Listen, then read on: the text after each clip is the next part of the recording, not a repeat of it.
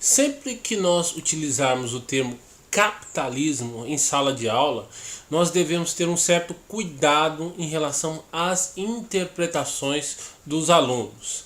Hoje, por conta da polarização ideológico-política que há no país, mas já foi muito mais forte há um tempo atrás, muitos alunos usam a afirmação "eu sou capitalista" muito mais com uma conotação política do que com uma conotação econômica.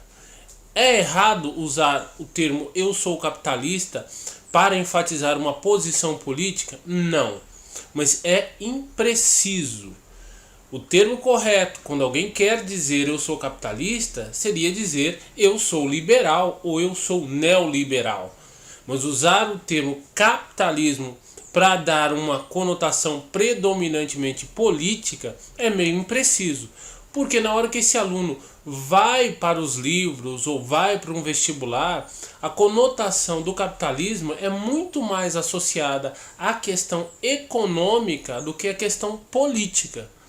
Então, é importante, quando você estiver ministrando uma aula, enfatizar bem que quando você se refere a capitalismo naquela determinada aula, você está tendo como base as questões econômicas. E quando nós falamos de questões econômicas, nós falamos de produção. Exemplo, quando nós falamos de produção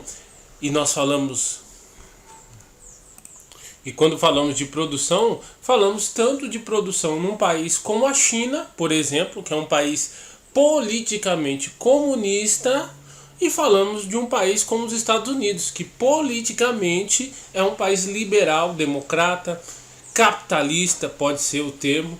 Então os dois têm produção, os dois têm PIB.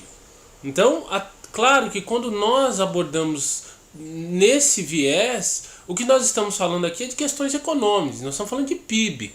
Independente da variação política, esses países eles trabalham com a noção de produção e de PIB. Então, se é produção e de PIB, obviamente o conceito é muito mais voltado para a economia.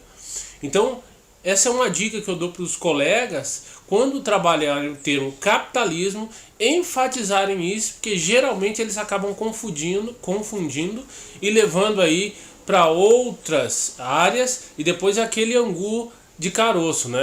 Ah, não, o professor explicou errado, ele não explicou assim, e não é. Ele começou tendo um conceito equivocado sobre o termo capitalismo, ok? Não esqueça de dar o like e até o próximo vídeo.